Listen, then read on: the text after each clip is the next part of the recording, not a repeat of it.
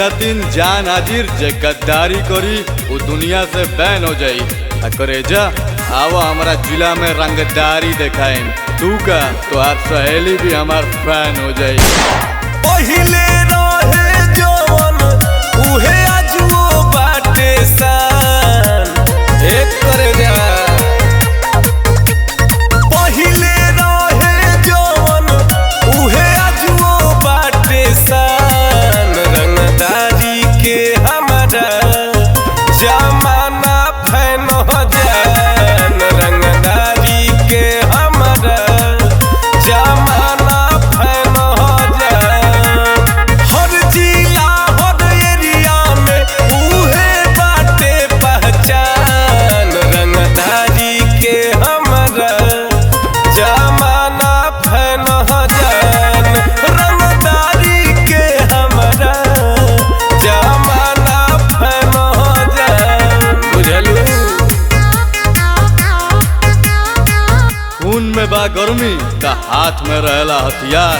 अब बेटा आके चेक कर लिए रंगदारन के क्षेत्र यूपी बिहार। नमवे ब्रांड हई सारा होला काफी। हमारा अदालत में मिले नहीं माफी। ब्रांड हई कर जा नमवे ब्रांड हो इशारा होला काफी। हमारा अदालत में मिले नहीं माफी। बड़ बड़ गुंडा माफिया के ओइठनी हम कान। रंगदारी के हमारा जमाना फैन हो जान। रंगदारी के हमारा जमाना फैन हो जान।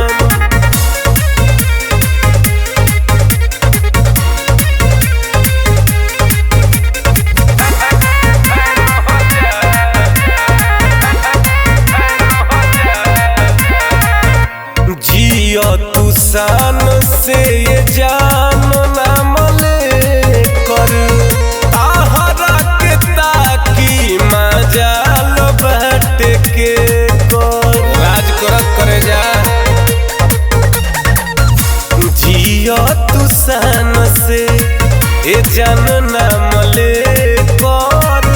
आहरा के ताकी मजाल बाट के कर। उचल के राखी दे हबी जैसे कुचल जाला पान। रंगदारी के हमारा जमाना फैन हो जान। हो रंगदारी के हमारा जमाना फैन हो जान।